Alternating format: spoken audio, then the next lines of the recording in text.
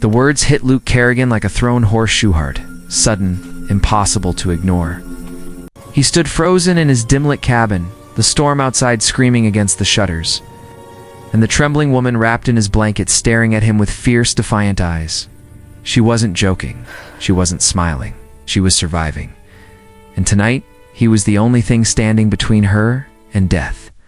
Luke swallowed, feeling his pulse hammer in his throat. "Ma'am, let's start with your name." She paused, watching him like a hawk gauging a snake. Finally, she whispered Tyon. It meant new moon. Fitting. There was something shadowed yet luminous about her, like someone who had lived too much in the dark, but refused to be put out.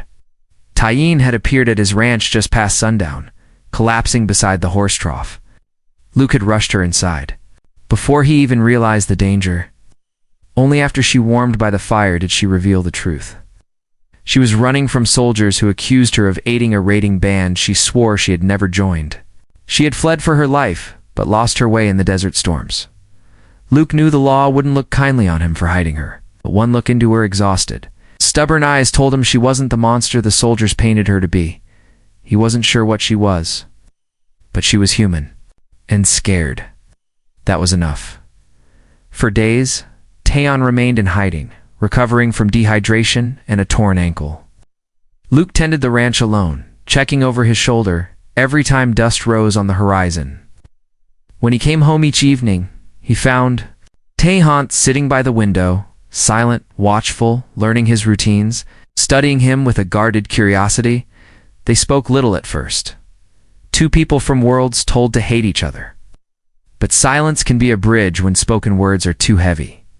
One night, after a quiet supper, Tyon set the bowl down and asked softly, "Why did you help me?" Luke shrugged. "Seemed like the right thing." "Right things are dangerous," she replied. He couldn't argue, as the days turned into weeks. Tyon began helping around the ranch, moving carefully on her healing ankle. She fed the chickens, swept the porch, repaired a broken leather strap with a skill that surprised him. Luke found himself watching her not out of suspicion but admiration. There was a strength in her that didn't shout but hummed quietly beneath the surface. One afternoon, while they fixed a loose fence plank, she said suddenly, "My people say kindness is a fire. Once lit, it spreads." Luke handed her a nail. "Hope it warms the right folks." "It already has," she murmured. He pretended not to hear the meaning behind it, but he felt it settle deep inside him. The trouble arrived just as the sky began turning gold with an early summer sunset. A patrol of 4 soldiers rode up the path. Luke's stomach dropped. He walked out to meet them, sweat prickling at his collar. The captain announced they were searching every ranch for a fugitive Apache woman. Lucas forced his voice steady, saying he hadn't seen anyone but his cattle. But as the soldiers dismounted, intent on searching, Luke felt panic knot in his chest. Tyon was inside alone, trusting him. The men swept through the barn and shed. Then, approaching the cabin doorway, the captain pushed inside without asking. Luke's mind roared. He was seconds from tackling the man. Damn the consequences when. A sound from behind made them all turn. Tyon stood in the open doorway of the cellar, his hands raised, posture calm but eyes burning. "I will not run anymore." Luke felt his breath leave him. The captain smirked. "Good.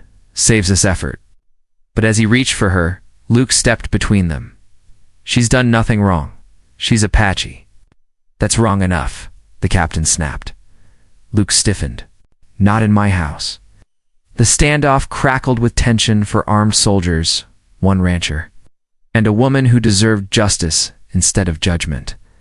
Then Tyon spoke, voice steady. "Enough blood has followed me. I will go. But he stays out of this." "No," Luke growled. "I'm not letting them." But Tyon touched his arm. "Luke, sometimes survival is choosing which fight is worth dying for." He saw the fear in her eyes, but also the trust, and he could not betray it. The soldiers shackled her wrists and mounted up, dragging Tyon behind them on foot. Luke watched, helpless and furious, until something snapped inside him like a frayed rope. He saddled his horse. He followed 10 miles down the trail. The soldiers made camp for the night. Luke waited until darkness swallowed the hills before descending silently, heart pounding. When a guard wandered too far from the fire, Luke seized him, wrestled him unconscious, and slipped into the camp. Taeyen sat tethered to a wagon wheel. Her eyes widened when she saw him. "You came," she whispered. "Couldn't let the fire go out." He answered. Her smile, small, wary almost, undid him. With quick hands he cut her free. They made it several yards before an alarm sounded. Gunfire shattered the night. Luke pulled Taeyen behind a boulder, shielding her as bullets sparked against the rock. When her ankle buckled, he scooped her up and ran for his horse. They rode into the desert night, wind tearing past, Taeyen clinging to him. They didn't stop until sunrise. Back at the ranch, they knew soldiers would return. Their time was limited. Luke urged her to flee north to a settlement known for protecting displaced native families. But Taeyen refused to leave him. "Where you stand, I stand," she said. Luke realized then that somewhere between fear and survival, a bond had grown quiet, but fierce. But staying meant danger. Together they prepared, packing supplies, fixing a wagon, planning a route far from patrol paths. On the last night before leaving, Taeyen rested on Luke's bed while he sat beside the fire, unable to sleep. Watched him with gentle eyes.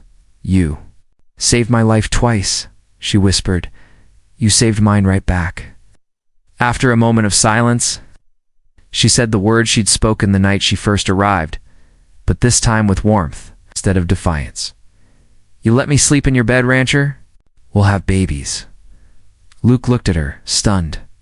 She laughed softly. "In my people's ways, sharing shelter is a promise of spirit. It means our futures are tied." Luke's heart thudded painfully. "Taeyen, are you sure?" She placed her hand over his. "You gave me safety. I give you my life. Whatever comes, we face it together." And in that moment, Luke knew he would. They left before dawn, traveling toward freedom, toward a life neither had imagined. The journey would be hard, full of risk, uncertainty, and judgment from a world not ready for their love. But together, they were stronger. Weeks later, under the shade of a cottonwood tree beside a clear running creek, Taeyen took Luke's hand and placed it gently on her stomach. "It has begun," she whispered. Luke felt tears burn his eyes. They had already found, more than survival, they had found hope. A family, a future shaped not by fear, but by choice.